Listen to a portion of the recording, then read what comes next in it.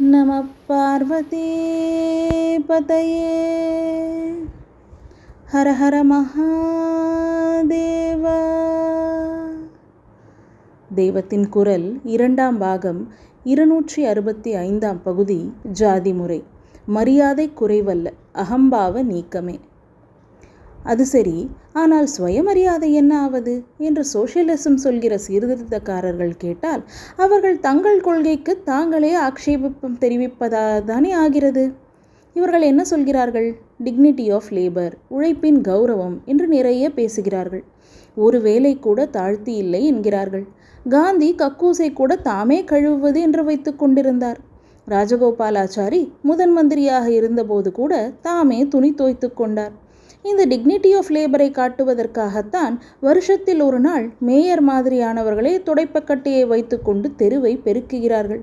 இதை பேப்பரில் ஃபோட்டோ பிடித்து போடுகிறார்கள்.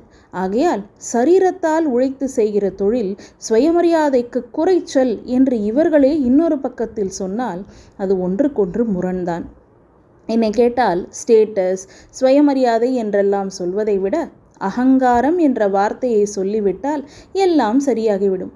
பிராமணனுக்கும் க்ஷத்ரியனுக்கும் வைசியனுக்கும் ஏற்படக்கூடிய அகங்காரம் மற்றவனுக்கு ஏற்படவில்லை என்ற ஆங்கிளில் இதை பார்த்தால் வியாசர் சொன்ன மாதிரி நாமும் சூத்ர சாது என்றுதான் முடிவு கட்டுவோம். இப்போது அபேதவாத தலைவர்கள் சொல்கிற மாதிரிதான் சாஸ்திரங்களிலும் எல்லா விதமான காரியங்களும் உசந்தவை என்று சமமாக சொல்லி இருக்கிறது. இவர்கள் லௌகீக மட்டத்தில் மட்டும் இருந்து கொண்டு சொல்வதையே சாஸ்திரத்தில் ஆத்மா அபிவிருத்திக்கு உரியதாக ஸ்பிரிச்சுவலாக சொல்லி அதிலே பக்தியையும் கலந்து கொடுத்திருக்கிறது. அதாவது லோகக்ஷேமத்திற்காக பல தினசான காரியங்கள் நடக்க வேண்டி இருப்பதால் அவற்றுக்குள் உயர்த்தி தாழ்த்தி என்பதே இல்லை. அவரவரும் தங்களுக்கு லபித்த தொழிலை ஈஸ்வர அர்ப்பணமாக செய்தால் சித்த சுத்தி பெறலாம் என்கிறது. ஈஸ்வர அர்ப்பணம் என்கிற போது பக்தி வந்து விடுகிறது. சித்த சுத்தி என்பது ஆத்ம ஞானத்தில் கொண்டு சேர்க்கிறது. ஆகவே டிக்னிட்டி ஆஃப் லேபர் என்று பார்த்தாலும் சரி, சித்த சுத்திக்காக ஈஸ்வர அர்ப்பணம் பண்ண வேண்டியதே கர்மா என்று பார்த்தாலும் சரி, இரண்டு விதத்திலும் சுயமரியாதை என்கிற வார்த்தை அடிபட்டு போய்விடுகிறது. அகம்பாவம் இல்லாமல் செய்தால் நமக்கு இந்த ஆச்சாரம் இருக்கிறதே அல்லது இல்லையே, இந்த அனுஷ்டானம் இருக்கிறதே அல்லது இல்லையே என்று குறைகள் கோபதாபங்கள் உண்டாகாது. இந்த தொழிலுக்கு இந்த ஆச்சாரம், இந்த ஆகாரம்தான் சரி என்று ஒப்புக்கொள்ள தோன்றும். பிராமணன் க்ஷத்ரியனையும் வைசியனையும் போல சௌக்கியங்களை அனுபவித்தால் மந்திர சக்தியே இராது. ஒரு தொழிலாளி பிராமணனைப் போல் உபவாசம் இருந்தால் அவனால் உடல் உழைப்பு பண்ணவே முடியாது. ஒரு சின்ன விஷயம் ஒருத்தர் சொன்னார். சாஸ்திரத்தில் பிராமணன் வெள்ளை வஸ்திரமும், க்ஷத்ரியன் சிவப்பு வஸ்திரமும், வைஷ்யன் மஞ்சள் வஸ்திரமும், 4ஆம் வர்ணத்தவன் நீல வஸ்திரமும் உடுத்த வேண்டும் என்றிருக்கிறது. முதலில் இதெல்லாம் கூட மட்டம் தட்டுகிற அபிப்பிராயமாக எனக்கு தெரிந்தது. அப்புறம்தான் எனக்கு அதில் உள்ள நியாயம் புரிந்தது என்றார். நான் கூட அப்போது இதை பற்றி நினைத்து பார்த்ததில்லை. ஆகையால் இதிலே என்ன நியாயம் இருக்கிறது என்று கேட்டேன். வெள்ளை வஸ்திரமாயிருந்தால் கொஞ்சம் ஏதாவது கரைப்பட்டாலும் தெரிந்துவிடும்.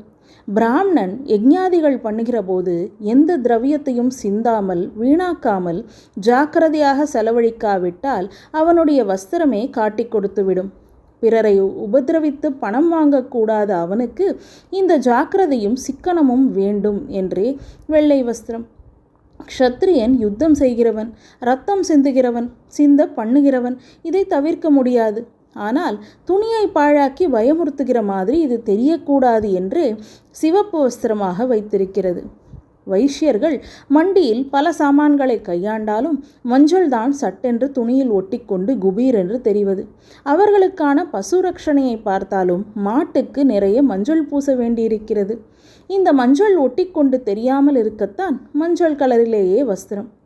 நிலத்தில் புழுதியில் வேலை செய்கிறவர்களுக்கு நீல வஸ்திரமானால்தான் அழுக்கு தெரியாது.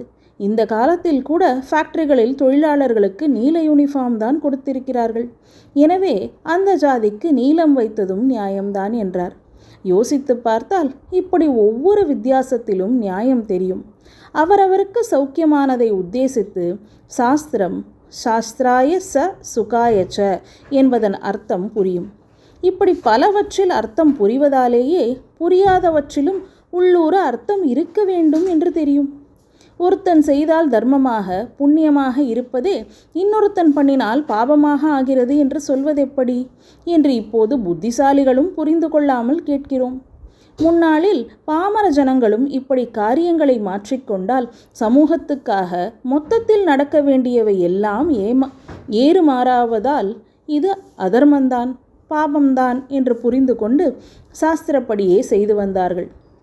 ஈஸ்வர சந்நிதானம், உற்சவம், பொது தொண்டு தவிர பாக்கிய விஷயங்களில் ரொம்ப கலந்து கொண்டால் ஆகாரம் முதலான எல்லா விஷயங்களிலுமே மாறிப்போகத் தோன்றும்.